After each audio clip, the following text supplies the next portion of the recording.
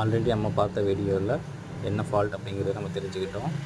இந்த வீடியோவில் நம்ம அதுக்கான சொல்யூஷன் கொடுக்கணும். அதாவது நம்ம எந்த கெப்பாசிட்டர் அல்லது ரெசிஸ்டர் ஃபால்ட்டாக இருந்துச்சோ அதுக்கான ஜம்பர் கொடுக்கலாம், அல்லது ரிப்ளேஸ் பண்ணிடலாம். இப்போ நம்ம ஜம்பர் கொடுக்கணும், செக் பண்ணி பார்ப்போம்.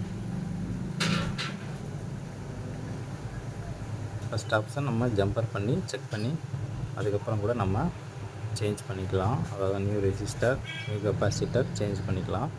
பட் ஒர்க் ஆகுதான்னு செக் பண்ணுறதுக்கு ஜம்பர் பண்ணி தான் செக் பண்ண முடியும்.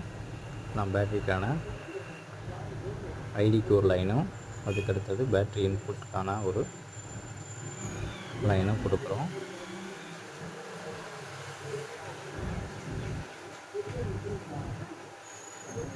ரெண்டு நெக்ஸ்ட் பார்த்திங்கன்னா நம்ம செக் பண்ணி பார்க்கணும்.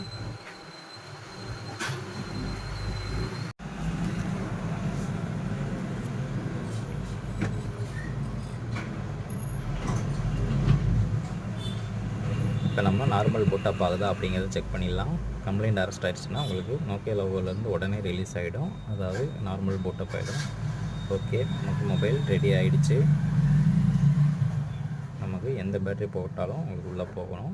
சில சமயம் பார்த்திங்கன்னா பேட்டரி சப்போர்ட் இல்லைனாலுமே நோக்கியாவில் லோகோ இஷ்யூ வரும். அதை நம்ம தெரிஞ்சுக்கணும். எடுத்தோடனே போர்டுக்கு போயிடாமல் ஃபஸ்ட் பேட்டரி சேஞ்ச் பண்ணி பார்த்து உங்களுக்கு எந்த பேட்டரி போட்டாலும் லோகோலேயே இருக்குது அப்படின்னா மட்டும்தான் நீங்கள் போர்டுக்கு போக வேண்டியது இருக்கும். இப்போ நம்ம உங்களுக்கு வேறு பேட்டரி போட்டு செக் பண்ணி காட்டுறேன்.